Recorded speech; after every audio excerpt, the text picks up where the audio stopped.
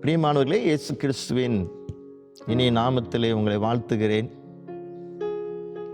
லூக்கா 18வது அதிகாரம் 31வது வசனத்திலே இயேசு தன் அதிகமாய் நேசிக்கிற தன்னுடைய 12 சீஷர்களை அவர் தம்மிடத்திலே பிரியமானவர்களை அழைத்து மிக ஒரு முக்கியமான காரியத்தை அவர்களிடத்திலே அவர் 3வது முறை மறுபடியுமாக சொல்கிறார்.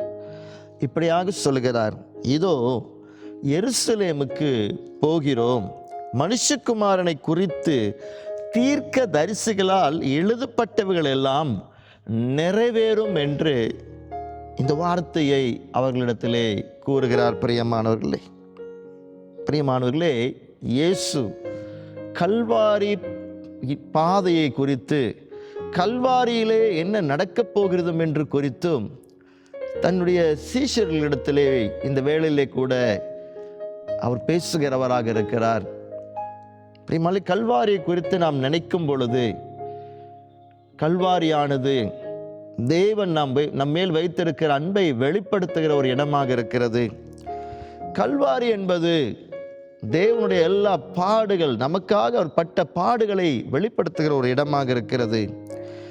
கல்வாரி என்பது தேவன் நம்முடைய வாழ்க்கையிலே செய்த ஒரு பெரிய அற்புதத்தை வெளிப்படுத்துகிற ஒரு இடமாக இருக்கிறது. இயேசு தன்னுடைய சீஷரை கூட பிரியமானவர்களே கல்வாரியின் பாதையிலே, கல்வாரியின் பயணத்திலே கொண்டு செல்லும்படியாக இப்படியாய் கூறுகிறார். இதோ எருசலேமுக்கு போகிறோம் என்று நடக்கப் போகிற காரியங்களை அவரிடத்திலே சொல்கிறார்.